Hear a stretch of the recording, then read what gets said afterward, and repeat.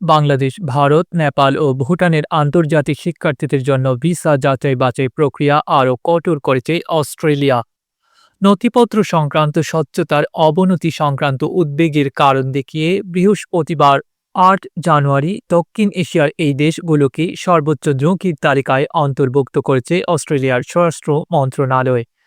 গত বছর অস্ট্রেলিয়ায় মোট আন্তর্জাতিক শিক্ষার্থী ভর্তির প্রায় ১/৩ এই ৪টি দেশ থেকে এসেছিল। এই দেশগুলোর অবস্থান এভিডেন্স লেভেল ২ থেকে এভিডেন্স লেভেল ৩-এ নামিয়ে আনা হয়েছে। অস্ট্রেলিয়ার সংবাদ মাধ্যম news.com.au এ তথ্য জানিয়েছে। অস্ট্রেলিয়ার simplified student visa framework SSVF এর অধীনে বিভিন্ন দেশ এবং শিক্ষা প্রতিষ্ঠানগুলোকে নির্দিষ্ট এভিডেন্স লেভেল বা EL দেওয়া হয়। জালিয়াতি বা অন্য কোনো কারণে ভিসা প্রত্যাখ্যানের হার, ভিসা বাতিলের হার, স্টুডেন্ট ভিসা নিয়ে অবৈধভাবে বসবাসের হার এবং পরবর্তী সময়ে আশ্রয়ের আবেদনের হারের মতো বিষয়গুলো বিবেচনা করে এই মানদণ্ড নির্ধারণ করা হয়।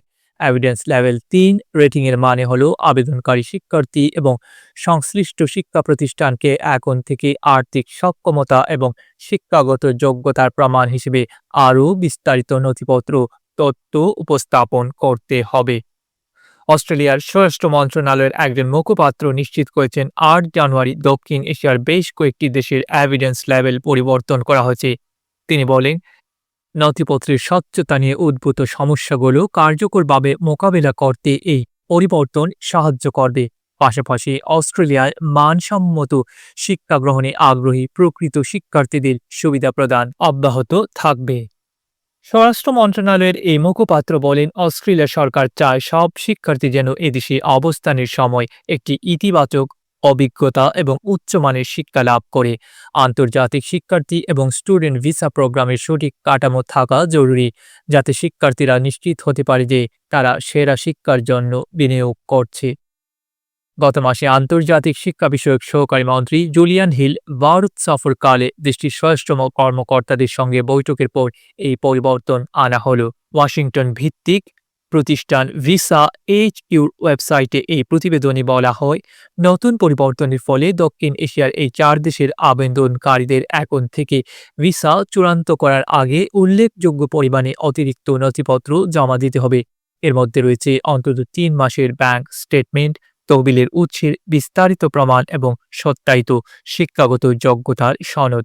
পাশাপাশি শিক্ষা প্রতিষ্ঠানগুলোর মাধ্যমে আকস্মিক যাচাই-বাছাই বা স্পট চেক এবং ইন্টারপোলের সহায়তায় বায়োমেট্রিক তথ্য যাচাইয়ের হারও বাড়ানো হবে। অস্ট্রেলিয়ার স্বরাষ্ট্র মন্ত্রণালয়ের কর্মকর্তাদের তথ্যমতে ২০২৫ সালের নভেম্বর-ডিসেম্বর মাসে সর্বোচ্চ সংখ্যক ভিসা আবেদনের সময় প্রচুর জাল, ব্যাংক গ্যারান্টি এবং ভুয়া ডিগ্রি সনদ ধরা পড়ায় এই পদক্ষেপ নেওয়া হয়েছে।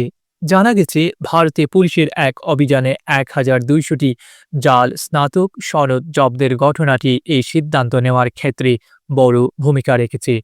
ডেস্ক রিপোর্ট, আধুনিক কাগজ।